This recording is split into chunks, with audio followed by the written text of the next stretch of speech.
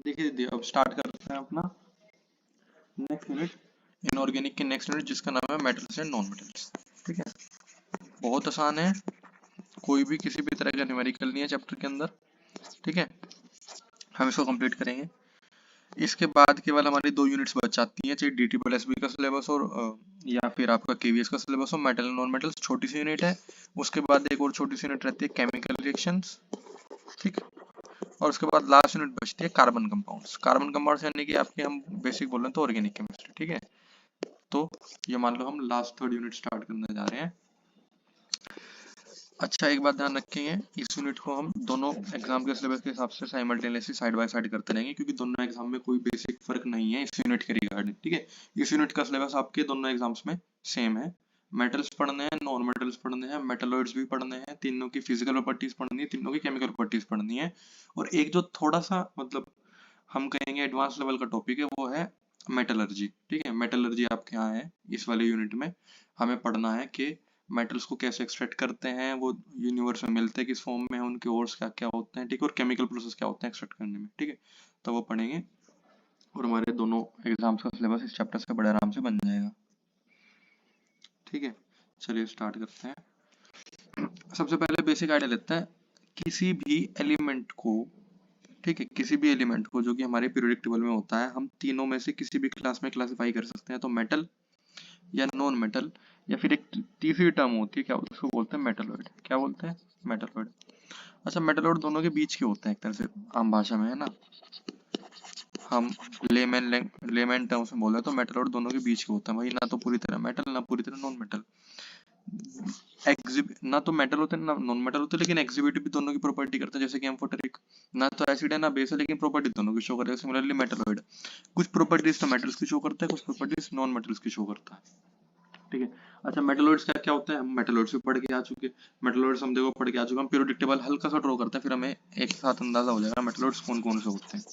देखिए, हालांकि अलग अलग बुक में अलग अलग एक आधा मेटलॉइड घटाया बढ़ा रखा है, लेकिन हम एनसीईआरटी के हिसाब से चलते हैं हमेशा, क्योंकि स्टैंडर्ड जो पेपर चेकिंग होगी, स्टैंडर्ड जो पेपर फॉर्मुलेशन होगा, वो एनसीईआरटी के हिसाब से ही होगा अल्टीमेटली। ठीक है, तो हम ध्यान रखेंगे। पीरियोडिक टेबल में हमारे क्या था, इधर 2 ग्रुप्स थे। ठीक है, बेसिक सा रफ सा ड्रॉ करते हैं। इधर था 1 2 3 4 5 6। ठीक है, इधर ऐसे 10 ग्रुप थे, 1 2 3 4 5 6 7 8 9 10, ऐसे था। उसके बाद इधर 6 ग्रुप है ना, 1 2 3 4 5 और 6। ठीक है, देखिए ये हमारा प्रेडिक्टेबल रहा। अब इस प्रेडिक्टेबल में मैंने आपको एक चीज बताई थी, इसमें बार बार नहीं कर रहे उसको, ये 1 2 3 4 5 6 7 8 9 10 11 12 13 14 15 16 17 18। ठीक, 18 ग्रुप्स होते हैं।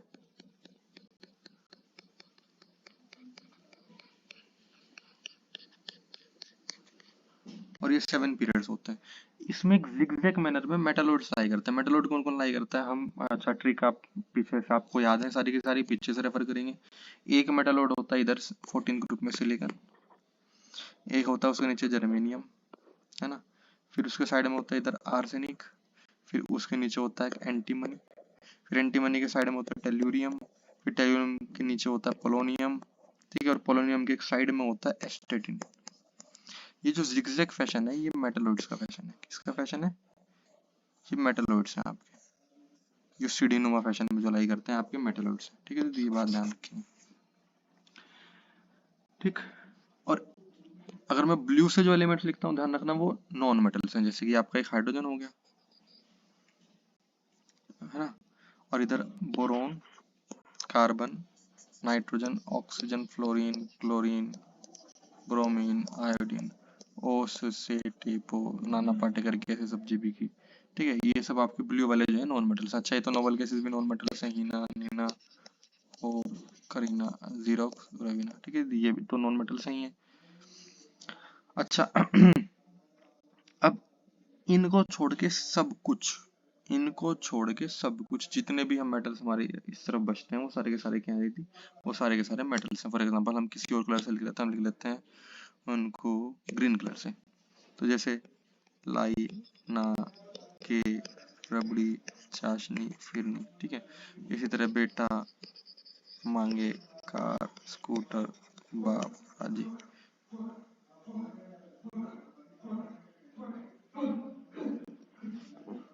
ठीक है, क्या हुआ?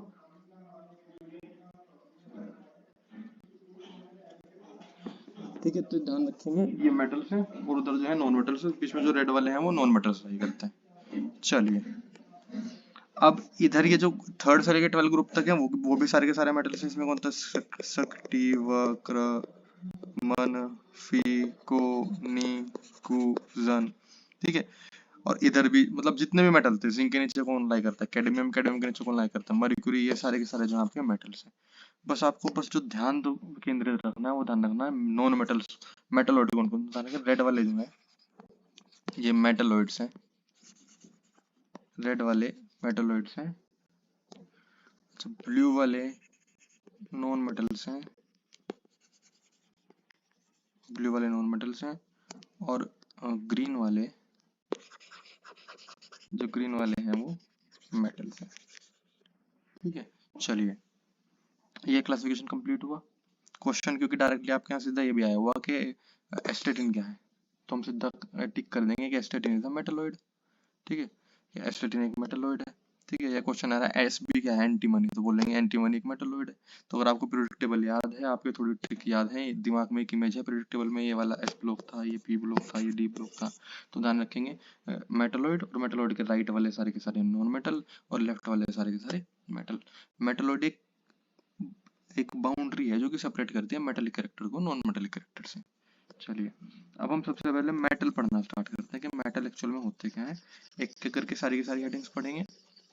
सबसे पहले उनका क्लासिफिकेशन देखेंगे, फिर उनकी फिजिकल प्रॉपर्टीज देखेंगे, उसके बाद उनकी केमिकल प्रॉपर्टीज स्टार्ट कर देंगे देखनी। ठीक, फिर एंड में मेटल का एक्सट्रैक्शन जो कि मैं बता रहा हूँ नया टॉपिक है वो करेंगे। तो सबसे पहले पढ़ते हैं मेटल्स।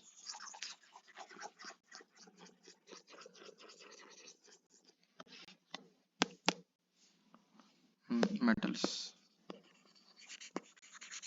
तो मेटल्स को अगर हम जनरली डिफाइन करें तो अब हम नाइन्थ वाली डेफिनेशन से 9th-10th वाली डेफिनेशन थोड़ा ऊपर उठ के डिफाइन कर सकते हैं। क्या बोल सकते हैं? मेटल तो सबको ही पता है, हिंदी में क्या बोलते हैं? मेटल को धातु बोलते हैं। ठीक है, मेटल को धातु बोलते हैं। फिजिकल प्रॉपर्टीज क्या होती हैं? चलो 9th-10th वाली डेफिनेशन एक बार रिपीट करते हैं। फिजिकल प्रॉपर्टीज क्या होती है मेटल की? मेटल सोनरस होता है, सोनरस यानी कि खनक, खनक होती है इसके अंदर, आवाज में खनक होती है। ठीक है, लस्चरस होता है यानी कि चमकदार होता है, चमकदार होता है। डक्टाइल होता है,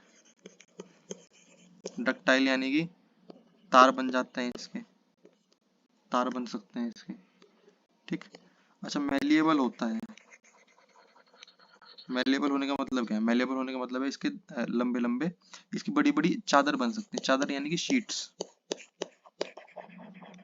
जैसे हम अलमारियां बनवाते हैं, बड़ी बड़ी एरोप्लेन्स की बॉडीज हो गई, ठीक है, बसेस की बॉडी हो गई, वाहनों की बॉडी हो गई। टीन है, टीन भी एक तरह की चादर है, तो इसको पतली पतली छोटी छोटी शीट्स बना देना is malleability.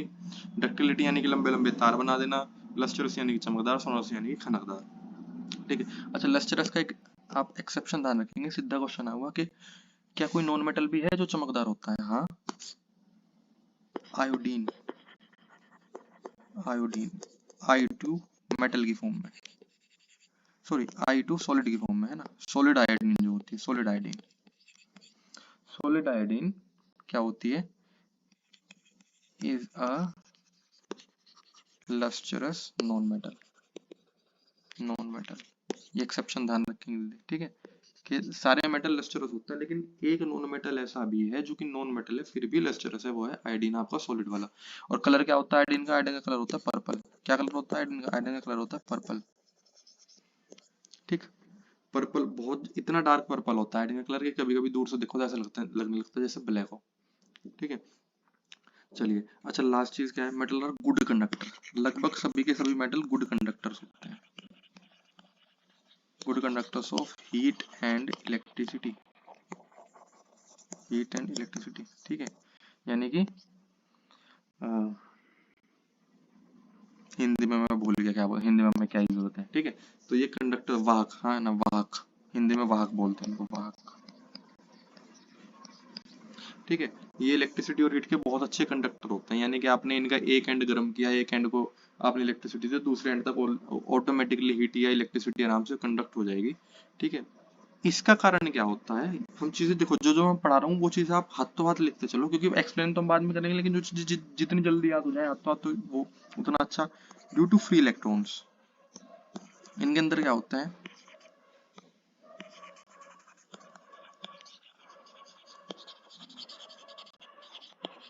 Due to free valence electron. Metals के अंदर एक खास बात होती है, इनके अंदर जो वैलेंस इलेक्ट्रॉन होता है, वैलेंस इलेक्ट्रॉन हमने समझ रखी है, वैलेंस इलेक्ट्रॉन ध्यान रखो, जैसे सोडियम 11, तो 11 को तोड़ के क्या बनता है, 2 8,1 बनता है ना, या फिर एल्यूमिनियम, एल्यूमिनियम का 13 होता है, तो टूट गया मतलब 2,8,3। तो सिमिलरली लास्ट वाले शेल में जो इलेक्ट्रॉन बचा, जैसे KLM, तो M शेल में एक इलेक्ट्रॉन है, तो एक इसका वैलेंस इलेक्ट्रॉन है। एल्यूमिनियम के M शेल में 3 इलेक्ट्रॉन है, 3 उसके वैलेंस इलेक्ट्रॉन है।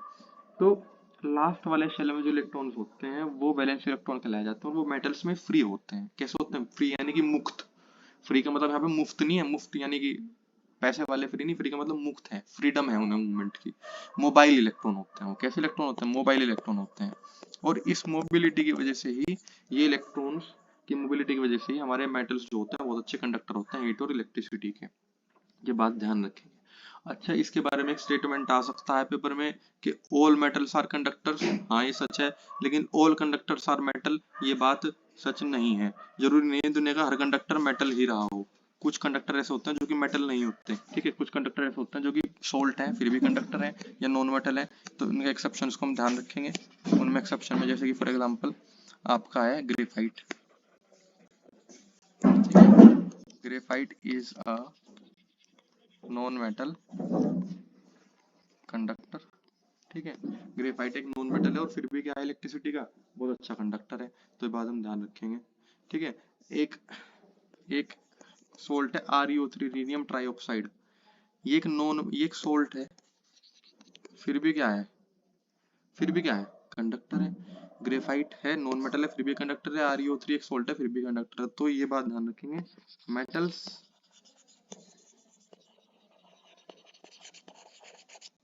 Are conductors, all metals are conductors, but all conductors are not metals, ठीक है। चलिए चीज ध्यान रखेंगे। तो रही बात फिजिकल प्रॉपर्टीज के बेस पे, ठीक है। ये डिस्कशन हमने करा फिजिकल प्रॉपर्टीज के बेस पे, कि फिजिकल प्रॉपर्टी के बेस पे हम मेटल्स को कैसे क्लासिफाई कर सकते हैं। और क्या फिजिकल प्रॉपर्टी है मेटल की, हाँ, मेटल नेचर में क्रिस्टलाइन होते हैं, क्रिस्टलाइन सॉलिड्स इन क्रिस्टलाइन सॉलिड स्टेट, इनकी जो स्टेट होती है वो सॉलिड होती है। कैसी होती है, सॉलिड, और वो भी क्रिस्टलाइन सॉलिड, ठीक है। Crystalline solid state at room temperature, इनकी सॉलिड स्टेट जो है क्रिस्टलाइन सॉलिड होता है। अच्छा, एक बात यहाँ पे भी एक छोटी सी चीज ध्यान रखेंगे, सॉलिड दुनिया में दो तरह के होते हैं, एक्स्ट्रा नॉलेज की बात है। क्रिस्टलाइन हो सकते हैं, एमोर्फस हो सकते हैं, ठीक है। दो तरह के सॉलिड्स होते हैं, तो क्रिस्टलाइन या एमोर्फस, लेकिन हमारे जो मेटल्स होते हैं वो क्रिस्टलाइन सॉलिड होते हैं। क्रिस्टलाइन सॉलिड होने का मतलब क्या है, ये सारी पॉइंट नोट करेंगे। Well ordered arrangement, well ordered या बोल लो यूनिफॉर्म अरेंजमेंट, ठीक है। यूनिफॉर्म अरेंजमेंट ऑफ पार्टिकल्स, ठीक है। जब पार्टिकल्स का वेल ऑर्डर्ड अरेंजमेंट हो, यूनिफॉर्म अरेंजमेंट हो, तो उसको बोलते हैं क्रिस्टलाइन सॉलिड, ठीक है।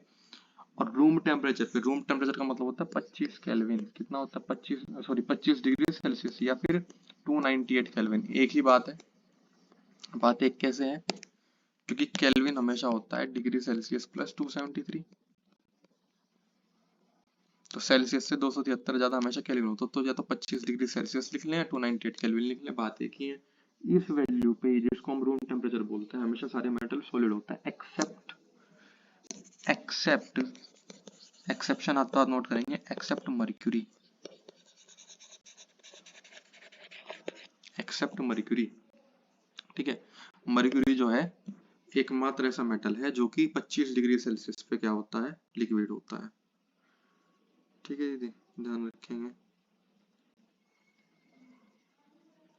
मेल्टिंग पॉइंट कितना होता है मर्क्यूरी का? मर्क्यूरी का मेल्टिंग पॉइंट ये भी ध्यान रख लेंगे, मर्क्यूरी का मेल्टिंग पॉइंट होता है -38.83 डिग्री सेल्सियस। यानी कि आपको मर्क्यूरी को फ्रीज करना पड़ेगा -38 डिग्री सेल्सियस पे। कितनी? -38, जीरो से भी 38 डिग्री सेल्सियस नीचे फ्रीज करना पड़ेगा, तब जाके मर्क्यूरी सॉलिडिफाई हो जाएगा। वरना 0 डिग्री पे भी, -35 पे भी, -30 पे भी, -20, 10 पे भी आपका मर्क्यूरी जो है लिक्विड ही रहता है। ठीक है, चलिए दूसरी नेक्स्ट खासियत क्या है मेटल की, एक एक खासियत हम एक एक पॉइंट में नोट करते चलेंगे। ठीक है, पहला पॉइंट ये हो गया सोनोरस, डस्टर, डक्टाइल, मेलिएबल, 4, 5। ठीक है, उसके बाद नेक्स्ट क्या है, 6, 7, 8। ठीक,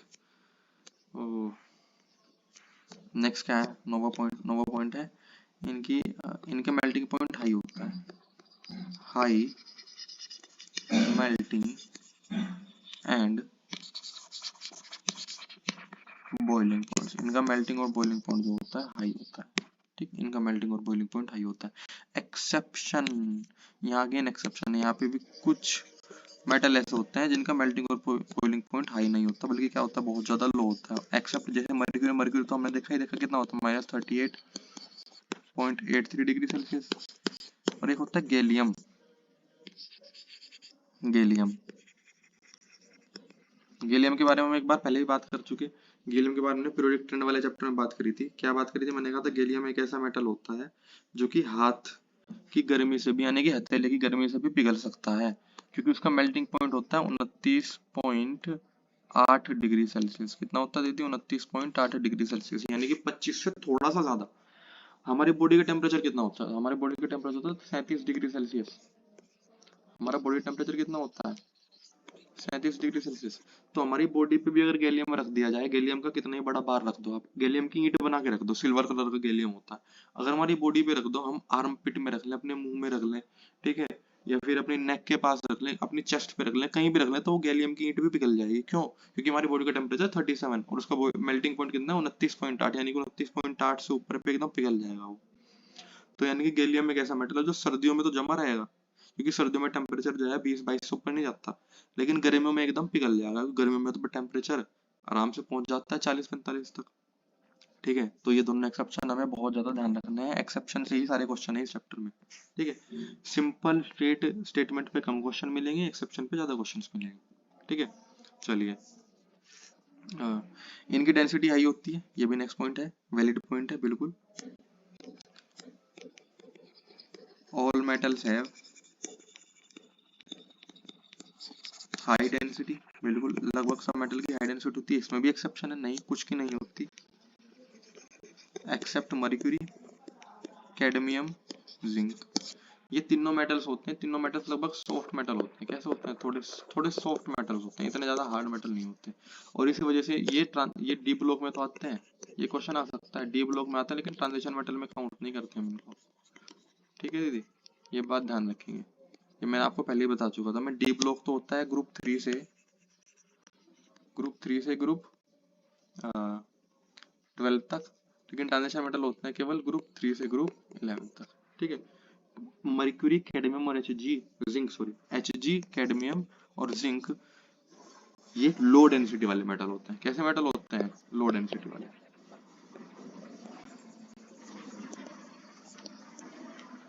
ठीक है, चलिए एक चीज तो चलो नेक्स्ट नेक्स्ट पॉइंट पढ़ते हैं मेटल्स का। एक और पॉइंट, हाँ, एक क्वेश्चन और आ सकता है कि दुनिया में सबसे ज्यादा डेंस मेटल कौन सा है, तो वो है ओस्मियम। कौन है वो? ओस्मियम। ये क्वेश्चन आपके यहाँ आया हुआ है ना, ये भी मतलब, ये भी वैसे केमिस्ट्री की तो बात नहीं है, तो एक तरह से वैसी फैक्चुअल बात है, तो याद ही कर लेते हैं, क्या ही दिक्कत है, फैक्ट्स भी हम साथ साथ याद करते चलेंगे कि हाईएस्ट डेंसिटी किस मेटल की होती है। ठीक है, हाईएस्ट डेंसिटी किसकी होती है?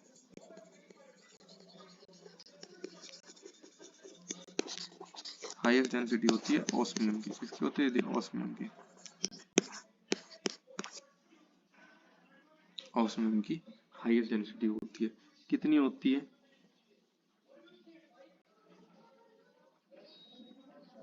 इसकी डेंसिटी होती है 23 ग्राम पर सेंटीमीटर क्यूब। 23 ग्राम पर सेंटीमीटर क्यूब का मतलब है अगर आप इसका इतना सा ब्लॉक बनाओ, 1 सेंटीमीटर का क्यूब बनाओ, ऐसा क्यूब बनाओ जिसकी लेंथ भी 1 सेंटीमीटर, ब्रेड भी 1 सेंटीमीटर, 1 सेंटीमीटर क्यूब का चलो मतलब समझते हैं, और हाइट भी 1 सेंटीमीटर, ऐसा अगर आप क्यूब बना दो, उस वो क्यूब ओस्मियम का हो, तो उस ओस्मियम के क्यूब का वजन 23 ग्राम होगा। सोच के देखो, इतना सा नाखून जितना क्यूब बना रहे हैं हम ओस्मियम पर, उसका वजन 23 ग्राम है। 23 ग्राम का मतलब 2 तोले से भी ऊपर। ठीक है, तो देखो कितनी हाई डेंसिटी है ओस्मियम की। ठीक है, 2 तोले में सोना कितना आ जाएगा, 2 तोले में सोने में आराम से बन जाती है एक बड़ी सी चेन। तो देखो यानी कि सोने की डेंसिटी ओस्मियम के मुकाबले काफी कम है, वो ज्यादा जगह ऑक्यूपाई करता है। सेम 23 ग्राम का सोना ज्यादा जगह ऑक्यूपाई करता है, और 23 ग्राम का ओस्मियम इतनी सी जगह में आ जाता है। और इसका मतलब तो डेंसिटी होता है, डेंसिटी का फॉर्मूला क्या होता है? डेंसिटी का फॉर्मूला होता है मास अपॉन वॉल्यूम। ठीक है, और इसी वजह से डेंसिटी की ऐसा यूनिट क्या होती है, किलोग्राम पर मीटर क्यूब, ऐसा यूनिट होता है। लेकिन अदर यूनिट्स क्या होती है, अदर यूनिट्स होते हैं ग्राम पर सेंटीमीटर क्यूब या ग्राम पर ml, ये अदर यूनिट्स हैं। ठीक है दीदी, ये एक्स्ट्रा एक्स्ट्रा बातें भी हम जो है, छोटी छोटी बातें भी नोट करते चलेंगे। नेक्स्ट जो हमें चीज पढ़नी है, फिजिकल प्रॉपर्टीज तो हमने पढ़ ली, लगभग सारी फिजिकल प्रॉपर्टीज पढ़ ली।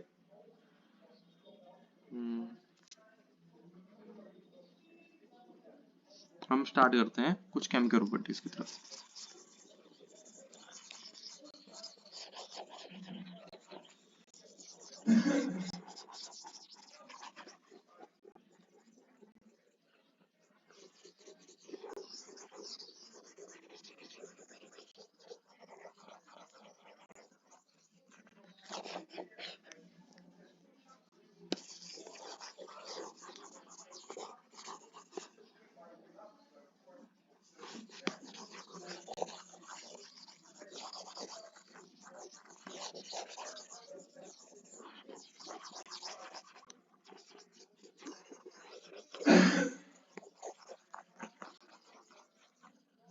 अच्छा हाँ, कलर की बात करें, अगर मेटल्स के कलर की बात करते हैं, चलिए कलर की बात करें, जनरली सिल्वर होता है सारे मेटल। क्या होते हैं जनरली? सिल्वर, सिल्वर कलर के होते हैं, सिल्वर व्हाइट कलर के।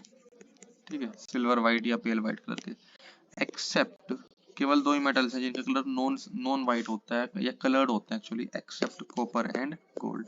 ठीक है, केवल दो ही मेटल हैं जो नॉन व्हाइट मेटल्स होते हैं, इनको नॉन व्हाइट मेटल्स बोलते हैं। क्या बोलते हैं इनको? नॉन व्हाइट मेटल्स, क्योंकि व्हाइट नहीं होते। बाकी जनरली सब व्हाइट है भाई, एल्यूमिनियम भी ग्रेइश है, सिल्वरिश है, चांदी तो है ही सिल्वरिश, आयरन भी सिल्वरिश है, गैलियम भी सिल्वरिश है, जिंक भी सिल्वरिश है, सोडियम भी सिल्वरिश है, सबके सब सिल्वर ही तो होते हैं लगभग। ठीक है, लेकिन कॉपर और गोल्ड ही ऐसे हैं जो कि दूर से दिखने से ही पता लगाते हैं सिल्वर नहीं है, इनके अंदर अलग चीज है, येलो मेटल्स होते हैं। ठीक है, गोल्ड को तो वैसे भी हम क्या बोलते हैं, येलो मेटल बोलते हैं ना। चलिए,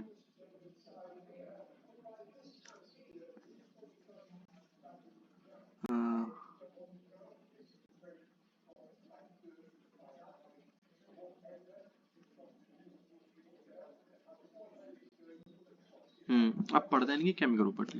ठीक है, इनकी अब केमिकल प्रॉपर्टी जिनसे बहुत अच्छे क्वेश्चन बन सकते हैं, लेकिन इन्हीं पॉइंट से ही क्वेश्चन बनेंगे, तो हम ये सारी केमिकल प्रॉपर्टीज को इनकी पॉइंट्स में पढ़ लेते हैं। ठीक है, अब पढ़ते हैं केमिकल प्रॉपर्टीज। आज chemical properties,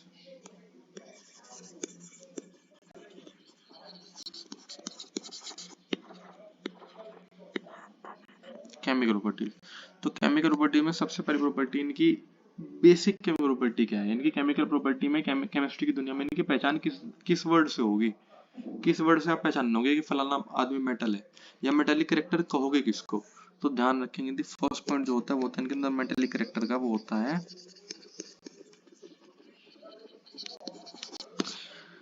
high highly electropositive. Electropositive, electropositive बार बार होता है, ये हाईली इलेक्ट्रोपॉजिटिव होते हैं। इलेक्ट्रोपॉजिटिव यानी कि इलेक्ट्रोनेगेटिविटी का उल्टा, यानी कि वेरी लो इलेक्ट्रोनेगेटिविटी। ठीक है, ये बात ध्यान रखें, अगर मैं कह रहा किसी चीज की इलेक्ट्रोनेगेटिविटी लो है, यानी कि इलेक्ट्रोपॉजिटिविटी क्या है उसकी, हाई। इलेक्ट्रोनेगेटिविटी क्या होता है? अच्छा, इलेक्ट्रोनेगेटिविटी को हल्का सा रिवाइज करते हैं। इलेक्ट्रोनेगेटिविटी क्या होता है? Tendency to attract the shared pair of electron. तो इलेक्ट्रोनेगेटिविटी को बोलते हैं जब किसी इलेक्ट्रॉन पेयर को हम अट्रैक्ट करने की जितनी ज्यादा हमारी पावर है, टेंडेंसी का मतलब होता है पावर, इलेक्ट्रॉन को अट्रैक्ट करने की पावर को बोलते हैं इलेक्ट्रोनेगेटिविटी। तो इनकी इलेक्ट्रोनेगेटिविटी बहुत कम है, यानी कि इलेक्ट्रॉन ये अट्रैक्ट बिल्कुल नहीं करना चाहते, ये इलेक्ट्रॉन अट्रैक्ट कर ही नहीं सकते। इसी वजह से इनकी क्या है, इलेक्ट्रोपॉजिटिविटी हाई है। इलेक्ट्रोपॉजिटिविटी यानी कि tendency to lose the share pair of electron, तो ये हाईली इलेक्ट्रोपॉजिटिव होते हैं। और यही कारण है ये क्या बनाते हैं, फॉर्म कैटायंस। क्या बनाता है, फॉर्म कैटायंस। कैटायंस कैसे बनाते हैं, कैटायंस बनाने का मतलब होता है, यही कहीं बहुत सारी चीजें क्लियर हो जाएंगी, यानी कि लोज इलेक्ट्रॉन, लोज इलेक्ट्रॉन ये इलेक्ट्रॉन खोदते हैं तभी तो मेटल बनेंगे। भाई मेटल की खास बात ये होती है, मेटल जो होता है अपने अंदर से कुछ इलेक्ट्रॉन निकाल देंगे, मान लो उसने n इलेक्ट्रॉन निकाले, तो जितने इलेक्ट्रॉन निकालेगा उस पर उतना ही पॉजिटिव चार्ज आएगा। फॉर एग्जांपल देखो दीदी, सोडियम अपने अंदर से कितने इलेक्ट्रॉन निकाल देता है, एक इलेक्ट्रॉन, तो उस पर एक पॉजिटिव चार्ज आता है। मैग्नीशियम अपने अंदर से कितने इलेक्ट्रॉन निकालता है, दो इलेक्ट्रॉन, तो उस पर दो ही पॉजिटिव चार्ज आता है। एल्यूमिनियम अपने अंदर से कितने इलेक्ट्रॉन निकाल देता है, तीन इलेक्ट्रॉन, तो उस पर कितना चार्ज आता है, उस पर तीन ही पॉजिटिव चार्ज आता है। ठीक है।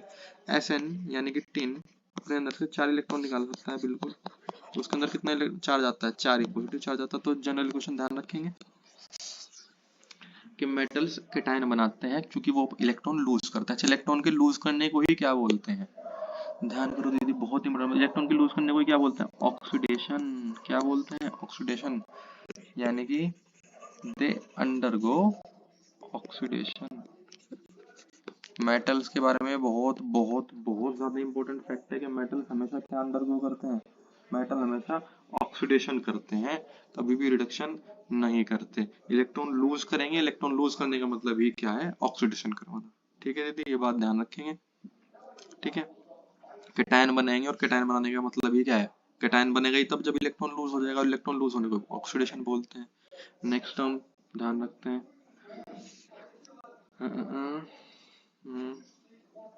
एक सेकेंड, ऑक्सीडेशन करेंगे। हाँ, जो आप, एक हिंदी में एक फैक्ट है हमें, खुद का ऑक्सीडेशन तो दूसरे का रिडक्शन कराएगा। खुद का अगर कोई ऑक्सीडेशन करा रहा,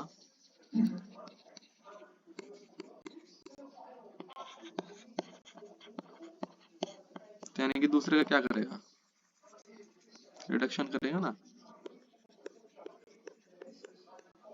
और दूसरे का रिडक्शन करेगा यानी कि कैसे एक्ट करेगा, रिड्यूसिंग एजेंट की तरह। कैसे एक्ट करेगा, रिड्यूसिंग एजेंट की तरह, यानी कि रिडक्टेंट की तरह। कैसे एक्ट करेगा दीदी, ये बहुत बहुत फैक्ट है, एक एक लाइन में बहुत इंपॉर्टेंट फैक्ट है, ध्यान रखेंगे। मेटल्स खुद का ऑक्सीडेशन करते हैं, औरों का रिडक्शन करते हैं, और इसी कारण से हम मेटल्स को रिड्यूसिंग एजेंट्स बोलते हैं या रिडक्टेंट बोलते हैं। एलआईसी एजेंट क्या करता है, एलआईसी एजेंट कभी खुद थोड़ा ना एलआईसी की पॉलिसी लेगा, हमेशा दूसरों को बेचता है ना, वो एजेंट है ही इसलिए क्योंकि वो औरों का काम करवाता है। तो सिमिलरली रिड्यूसिंग एजेंट का काम ही क्या होता है, रिडक्शन खुद का ना करना, औरों का रिडक्शन करवाना। ठीक है।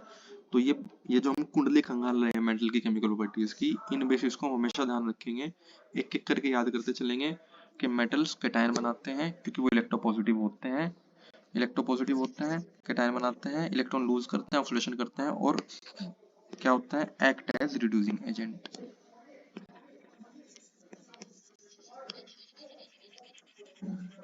Act as reducing agent. अच्छा, रिड्यूसिंग एजेंट को शॉर्ट में, रिड्यूसिंग एजेंट का दूसरा नाम होता है रिडक्टेंट। क्या होता है दीदी, रिडक्टेंट। ये बातें हम ध्यान रखेंगे। जनरल केमिकल रिएक्शंस में मेटल हमेशा ऑक्सीडेशन करेगा अपना, और का रिडक्शन करेगा, और इसी वजह से मेटल को क्या कहला जाता है, रिड्यूसिंग एजेंट्स। अच्छा, यहाँ से एक और बात निकल के आती है, जो अपना ऑक्सीडेशन करता है, ध्यान रखेंगे, जो अपना ऑक्सीडेशन करता है यानी कि वो ऑक्सीजन से भी कंबाइन करेगा, बिल्कुल। उसका आगे पढ़ते हैं इस रिएक्शन को।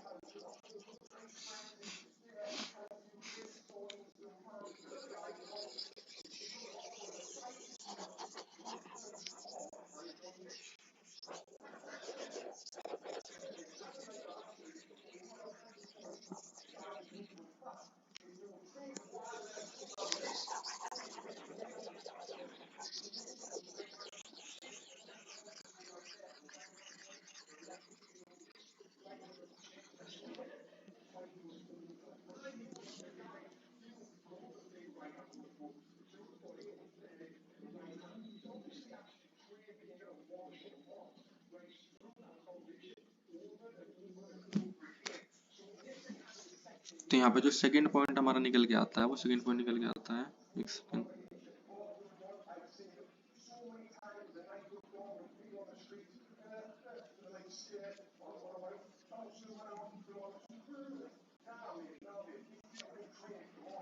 अच्छा यहाँ पे हाँ एक छोटा सा रूल पहले उससे कर लेंगे, एक छोटा सा रूल ध्यान रखेंगे। मेटल जितना ज्यादा रिएक्टिव होगा वो उतना अच्छा रिड्यूसिंग एजेंट होगा, रिड्यूसिंग एजेंट होगा, ठीक है।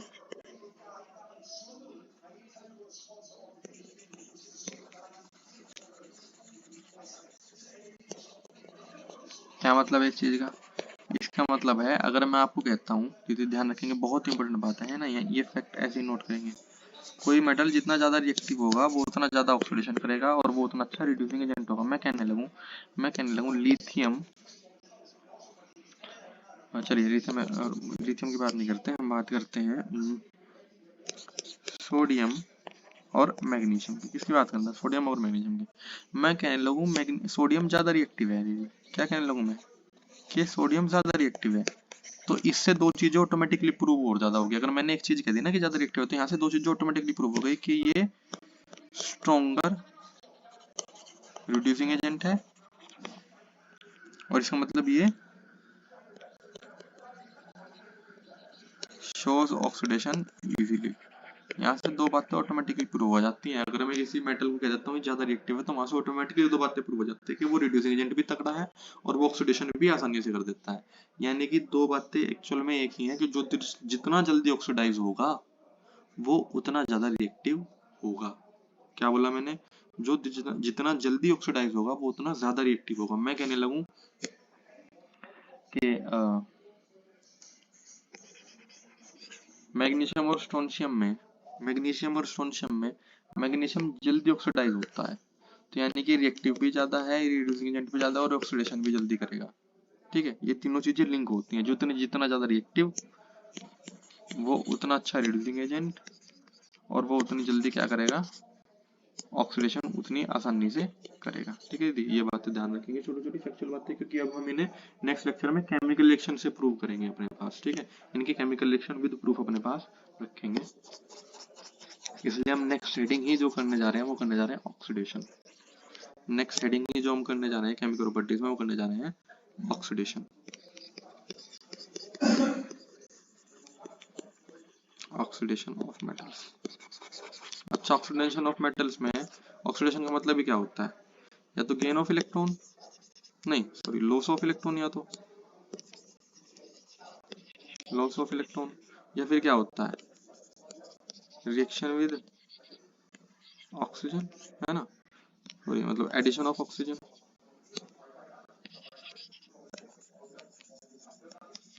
तो हम यहाँ पे दूसरा वाला पार्ट करेंगे, एडिशन ऑफ ऑक्सीजन। तो ध्यान रखेंगे, छोटा सा फैक्ट लिख देते हैं जनरल इक्वेशन की फॉर्म में, metal plus oxygen, generally heat use करते हैं हम, यदि क्या करते हैं जनरली हीट यूज करी जाती है। ठीक है, तो मेटल प्लस ऑक्सीजन, या हीट नहीं यूज करते, चलो तो इसी को मेटल प्लस ऑक्सीजन से हमेशा बनते हैं मेटल ऑक्साइड। क्या बनते हैं? Metal oxides. और मेटल ऑक्साइड्स के बारे में एक फैक्ट ध्यान रखेंगे, मेटल ऑक्साइड्स मोस्टली क्या होते हैं, मोस्टली बेसिक होते हैं। ये चीज हम पहले भी पढ़ के आ चुके हैं, बहुत सारी चीजें रिपीट है इस चैप्टर में, हम पहले भी पढ़ के आ चुके हैं कि मेटल के ऑक्साइड क्या होते हैं, बेसिक होते हैं। ठीक है, अब केमिकल रिएक्शन इसकी दो तीन लिख लेते हैं, फिर कल को हम अपना स्टार्ट करेंगे। फॉर एग्जाम्पल आपका कॉपर है, तो कॉपर जब ऑक्सीजन से रिएक्ट करता है क्या बनाता है, कॉपर ऑक्साइड बनाता है, यानी कि CuO बनाता है। अच्छा, बैलेंस करने के लिए यहाँ पे 2 लगा देंगे, यहाँ पे 2 लगा देंगे। सिमिलरली एल्यूमिनियम जब ऑक्सीजन के साथ रिएक्ट करता है तो क्या बनाता है, हमें क्रॉस करके पता ही है एल्यूमिनियम की वैलेंसी क्या होती है, +3, ऑक्सीजन की वैलेंसी होती है -2, तो क्रॉस मल्टीप्लाई करके क्या बनता है, Al2O3। ठीक है जी, बैलेंस करने के लिए यहाँ 2 एल्यूमिनियम, देखो सिंपल सी है, सिंपल बैलेंस करनी है। ऐसे मैं मैग्नीशियम ऑक्साइड के लिखने लगूँ Mg+O2। अच्छा, ऑक्सीजन तो O2 की फॉर्म में आएगा ना, तो बनाता है MgO, तो यहाँ 2 लिखेंगे बैलेंस करने के लिए, यहाँ भी 2 लिखेंगे। ठीक है, तो ये बेसिक सी बात है, metal plus oxygen gives metal oxides. अब यहाँ से केमिकल रिएक्शन स्टार्ट हो जाती है, थोड़ी टिपिकल वाली। ठीक है, बहुत कम है लेकिन जो है वो याद करेंगे हम नेक्स्ट चैप्टर में, नेक्स्ट क्लास में स्टार्ट करते हैं। ठीक है, तब तक आप पिछले चैप्टर के जो है क्वेश्चन सारे के सारे अटेम्प्ट कर लेना जो मैंने सेंड करे थे।